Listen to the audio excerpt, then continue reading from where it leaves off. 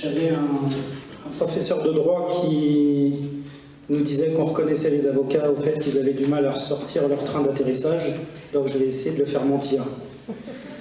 Il y a deux arguments principaux que vous avez déjà entendus pour justifier le principe de la prescription, qui sont l'exigence de tranquillité publique, de paix sociale et le dépérissement des preuves. Le dépérissement des preuves, M. Borel a indiqué tout à l'heure que dans certains cas, ça pouvait donner l'impression aux enquêteurs d'être devant une mission impossible.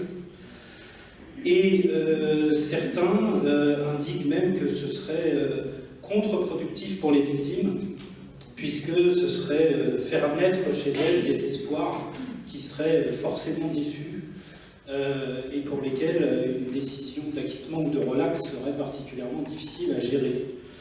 Je vais commencer par faire une observation sur cette remarque-là. Je trouve assez condescendant pour les victimes d'aller dire qu'on sait mieux quel est leur intérêt. Venir dire je vous empêche d'agir, mais je vous assure c'est mieux pour vous, je trouve ça assez condescendant, assez irrespectueux et en tout cas totalement inaudible pour les victimes. Je vais revenir donc sur ces deux arguments de la tranquillité publique et de la disparition des preuves. Sur la tranquillité publique, Gaël Servat vous l'a indiqué tout à l'heure, il s'agit d'un droit à l'oubli qui serait essentiel pour maintenir une paix sociale. Je voudrais revenir, pour répondre à cet argument-là, sur l'affaire Flavie Flament, dont vous avez certainement entendu parler, mais que je vais reprendre très rapidement. Flavie Flament a été victime de viol à l'âge de 13 ans. Elle a mis du temps pour être en capacité de verbaliser ce qu'elle a subi. Et au moment où elle a été en capacité de verbaliser ce qu'elle a subi, son action était prescrite. Au pénal, en tout cas. Donc elle a décidé d'écrire un livre qui s'appelle La Consolation. Et elle dit d'ailleurs, Flavie Flament, il fallait que je parle parce que j'allais en crever. Malheureusement, elle ne peut pas, dans ce livre, donner le nom de son agresseur, parce que si elle le fait, elle risque des poursuites pour diffamation. Et ça, juridiquement, c'est exact. Si dans un livre, publiquement, vous accusez quelqu'un de viol sur mineur, ce quelqu'un peut vous poursuivre pour diffamation parce qu'il peut considérer que c'est une atteinte à son honneur et à sa dignité. Donc on voit déjà quelque chose dans notre système qui est quand même assez pittoresque, c'est que la victime, étant mineure, ne peut plus parler, ne peut plus donner le nom de son agresseur, parce qu'elle se retrouverait sous le coup d'une procédure judiciaire.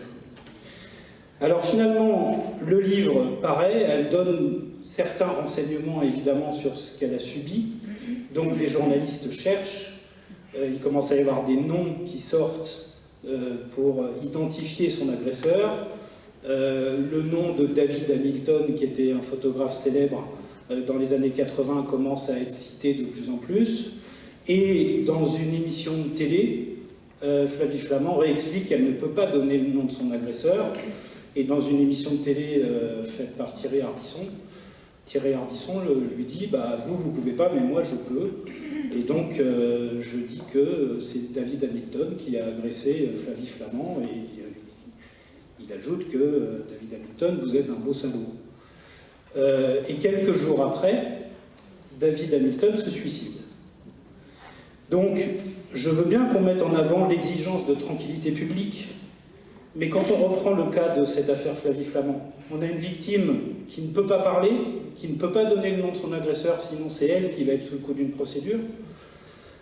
On a l'affaire qui est déballée dans des plateaux télé, où il y a des noms du coup qui circulent et qui sont livrés en pâture, et on a finalement quelqu'un qui est accusé qui se suicide.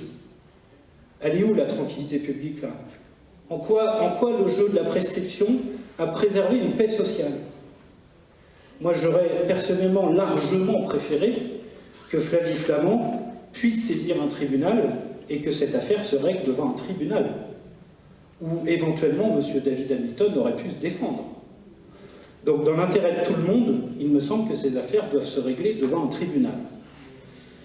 Alors le deuxième argument, c'est le dépérissement des preuves. On comprend évidemment, et je remercie M. Borel de nous avoir indiqué les contraintes des enquêteurs, mais je crois que c'est un faux problème, la question de la preuve par rapport à la prescription. Dans le domaine des viols et des agressions sexuelles sur mineurs, la difficulté de la preuve, j'ai oublié de passer mon... La difficulté de la preuve, elle est beaucoup plus liée à la nature des infractions qu'au temps qui passe. Ce qu'il faut bien comprendre, il y a une présidente de la Cour d'assises de Paris qui l'avait très bien expliqué, qui disait « Lorsqu'on travaille sur des affaires de meurtre ou d'homicide, on travaille sur des constatations. Lorsqu'on travaille sur des viols, on travaille sur des dénonciations. Quand vous avez une affaire d'homicide, vous pouvez avoir des expertises scientifiques. Vous pouvez avoir une expertise balistique qui vient dire on peut vous affirmer que le tireur était à 2 mètres de la victime, qu'il était debout, que la victime lui tournait le dos, et on peut même vous donner l'angle de tir. Enfin bon, on a des éléments scientifiques. Et l'accusé va être tenu par ces éléments scientifiques. Il ne va pas pouvoir raconter n'importe quoi parce qu'il va être contredit par ces constatations. Ça, c'est dans les affaires d'homicide. Mais dans les affaires de viol ou d'agression sexuelle, on n'a pas ces expertises scientifiques, ou en tout cas on les a très rarement. On n'a pas évidemment d'expertise balistique comme je vous l'ai indiqué. On n'a pas de preuves médicales dans la plupart des cas, puisqu'une personne qui a été victime de viol, par exemple, les traces constatables médicalement vont disparaître au bout de quelques jours. Donc si cette personne dépose plainte au bout de 3 mois, ce qui n'arrive jamais, si cette personne dépose plainte au bout de 3 mois, c'est déjà trop tard. On n'a déjà plus de preuves médicales. Donc on a un dépérissement des preuves dans ces matières-là qui intervient très très vite. C'est évidemment des infractions où il n'y a pas de témoins. C'est des infractions qui sont commises alors qu'on a pris soin de fermer la porte. Et comme le disait un auteur, les rares fois où il y a des témoins, de toute façon on n'a pas de témoignage, parce que la personne qui était présente et qui a assisté à l'agression, elle ne va pas venir dire aux enquêteurs « oui, j'étais là, mais j'ai rien fait ». Donc, on n'a pas de preuves matérielles, on n'a pas de témoignage. Est-ce que ça veut dire pour autant qu'on prend le code pénal, on prend les chapitres sur le viol et sur les agressions sexuelles, on les déchire et on les jette à la poubelle? On dit dorénavant ces infractions-là ne seront plus poursuivies. Bien sûr que non. Donc, on travaille, comme le disait la présidente de la Cour d'assises, on travaille sur des dénonciations. On étudie la parole de la victime, on étudie la parole de l'auteur, et on regarde ce qui tient la route. On regarde ce qui est corroboré par certains éléments. Et ce travail, il est éminemment difficile, mais il est indispensable. Donc, moi je crois que, à l'inverse, le temps qui passe peut être favorable à l'enquête.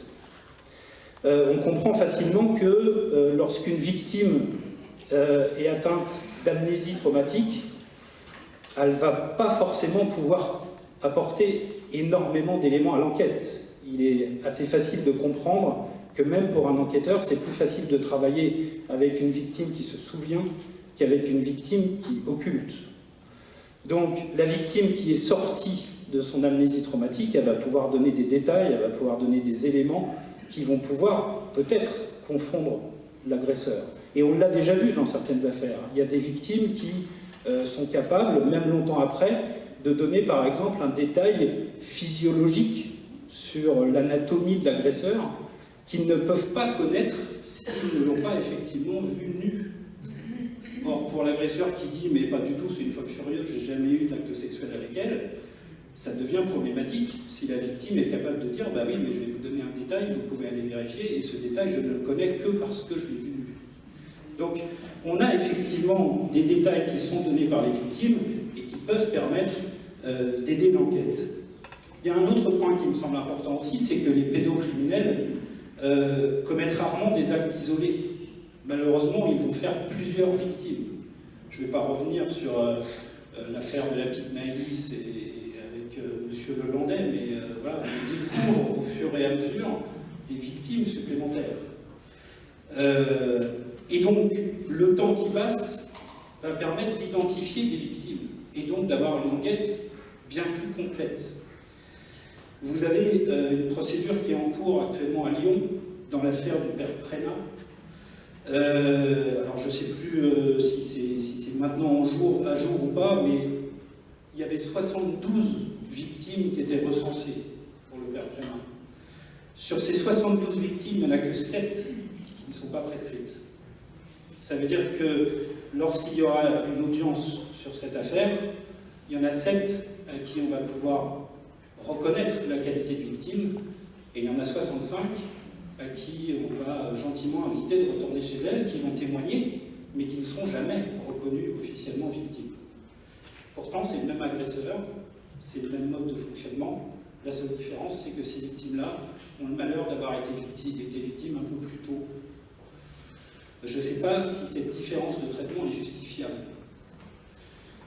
Et puis le troisième point qui justifie, à mon sens, que le temps peut être favorable à l'enquête, c'est ce qu'on a évoqué tout à l'heure, et j'y reviendrai pas, c'est les progrès de la science. Il y a des choses qu'on va pouvoir faire et qu'on peut faire maintenant qu'on ne pouvait pas faire avant. Les IRM, on en a parlé, le test du taux de cortisol, etc. Donc on va avoir des éléments de preuve dont on va pouvoir disposer même des années après. Donc là aussi, cet élément doit être pris en compte, et du coup, il ne me paraît pas du tout clair que le temps qui passe serait défavorable à la possibilité de retrouver des preuves, puisque, encore une fois, les preuves scientifiques, les traces médicales ou les traces ADN, etc., on les a très très rarement dans des affaires de ce style. Je voudrais dire aussi que Gaël Servat disait tout à l'heure que la prescription c'était l'impunité, que c'était un privilège donné aux coupables. C'est aussi une atteinte au droit des victimes d'accéder à un juge. Je vous ai remis l'article 6 de la Convention européenne des droits de l'homme, qui est en général cité pour montrer le droit au procès équitable. Alors il y a énormément de discussions sur ce qu'est un procès équitable. Mais la Cour européenne des droits de l'homme a aussi dit, et je vous ai mis l'arrêt qui correspond, qu'avant de discuter de la question de savoir si le procès est équitable ou pas, encore faut-il avoir un droit au procès. C'est bien gentil de parler de l'égalité des armes et de la façon dont les choses doivent se passer devant le tribunal, mais encore faut-il que la victime ait accès au tribunal. Or, le régime de la prescription, c'est une atteinte au droit au juge pour les victimes. Alors on a effectivement cherché, comme le disait Gaël Servat, des parades au jeu de la prescription. Il y a un auteur qui disait que c'était un système en crise.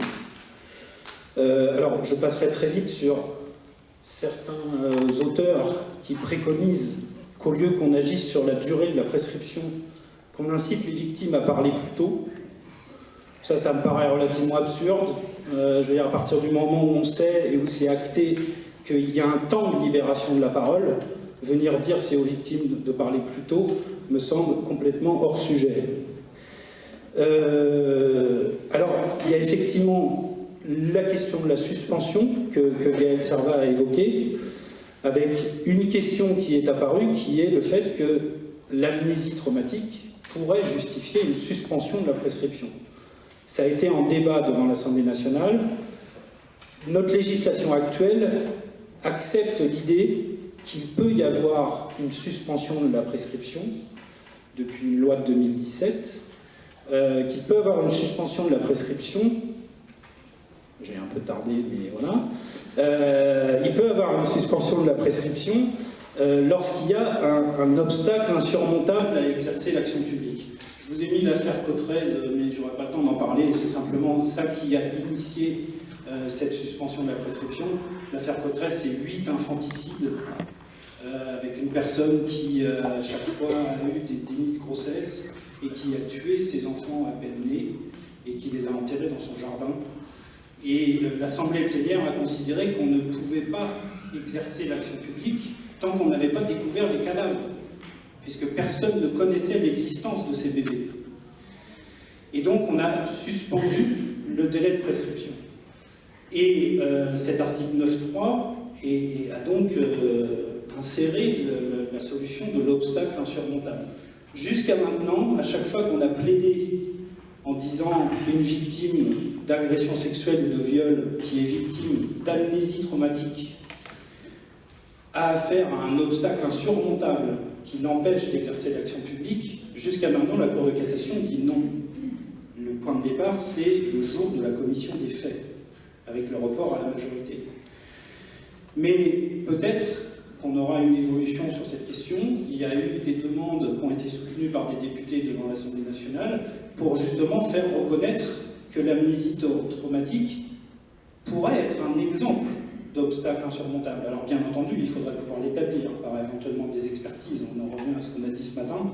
Il faudrait pouvoir établir qu'on a souffert d'amnésie traumatique. Mais ça pourrait effectivement être une solution. Sur le mécanisme de l'amnésie traumatique, je voudrais juste faire une petite parenthèse. Je pense que vous avez tous entendu parler de l'affaire du directeur de Villefontaine, qui était un enseignant qui a agressé des dizaines et des dizaines d'enfants.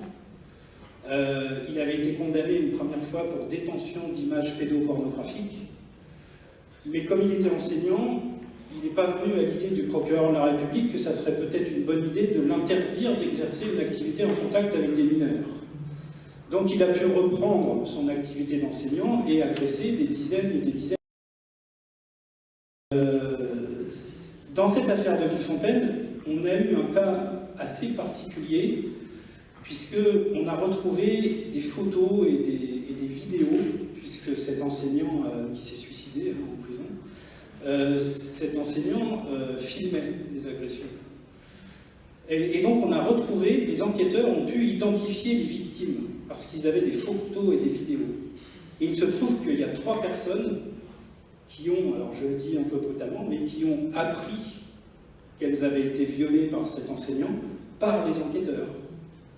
C'est les enquêteurs qui leur ont dit « mais on a les photos, on a les vidéos, il n'y a pas de doute, c'est vous ». Et pourtant, ces personnes-là ne s'étaient pas déclarées victimes. Donc ce mécanisme de l'amnésie traumatique, il est effectivement bien réel.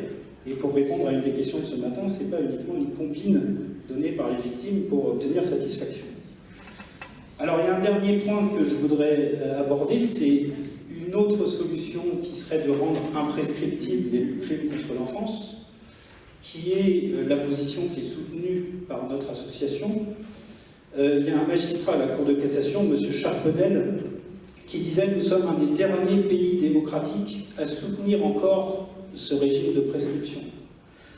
On a vu avec l'intervention de Florence tout à l'heure que les Anglais ne connaissent pas le système de prescription, les Canadiens non plus, et leur système fonctionne. Ça ne s'est pas écroulé parce qu'on a rendu des infractions imprescriptibles. Alors on nous oppose comme argument le fait que la seule infraction qui est imprescriptible en droit français, c'est les crimes contre l'humanité. Certes, mais quand on reprend les caractéristiques du crime contre l'humanité, je rappelle que c'est le tribunal de Nuremberg en 1945 qui a commencé à définir cette notion, on observe quoi? J'ai encore tardé. On observe quoi? On observe que les critères qui sont généralement retenus pour caractériser le crime contre l'humanité, c'est quoi? C'est un crime de masse. Je vous ai cité des chiffres tout à l'heure. Hypothèse basse, un viol d'enfant toutes les heures en France. C'est pas un crime de masse. Deuxième caractéristique, dirigé contre une catégorie de la population. Bah oui, contre les enfants. Les pédophiles ont une cible identifiée. Troisième caractéristique, niant les victimes dans leur humanité. Oui, les agresseurs sexuels considèrent que les enfants sont des objets sexuels. Donc ils sont bien niés dans leur humanité. Et puis, conformément à un plan, on sait que les agresseurs sexuels développent des stratégies pour maintenir l'emprise qu'ils ont sur les victimes et pour les contraindre au silence. Donc cette stratégie peut effectivement être assimilée à un plan. Donc je ne vois pas d'obstacle juridique à considérer qu'un crime contre les enfants est une forme de crime contre l'humanité. Et quand on y réfléchit d'ailleurs, qu'est-ce que c'est que les crimes contre l'enfance, si ce n'est que des crimes contre l'humanité de demain? Donc, pour moi, il n'y a pas d'obstacle juridique à reconnaître l'imprescriptibilité des crimes contre l'enfance. Je terminerai juste sur 2 observations. La première, très rapidement. La première, pour essayer de faire effectivement mentir mon prof de droit. C'est trop tard, on s'est raté, j'essaierai l'année prochaine. La première observation, c'est que la loi Schiappa, dont on a parlé, propose de faire passer les délais de 20 à 30 ans au-delà de la majorité. Mais de 20 à 30 ans pour les viols. Si dans le même temps, on incite à la correctionnalisation en créant l'atteinte sexuelle par acte de pénétration, ça veut dire qu'on va favoriser que des viols soient qualifiés de manière délictuelle. Et donc, ils ne bénéficieront plus, ces viols correctionnalisés, de l'allongement du délai de prescription. Donc allonger les délais de prescription de 20 à 30 ans, oui, mais si c'est pour les vider de leur substance, parce qu'au final on n'aura plus beaucoup de viols qui seront jugés par une cour d'assises, c'est plus de l'enfumage qu'autre chose. Et puis, dernière observation, on sait que le plus grand complice des pédocriminels, on l'a identifié depuis longtemps, le plus grand complice des pédocriminels, c'est le silence. Et moi, je trouve qu'il est difficilement supportable qu'on ait aujourd'hui une loi qui vienne prendre le relais par le jeu de la prescription de l'agresseur en contraignant de nouveau la victime au silence. Merci.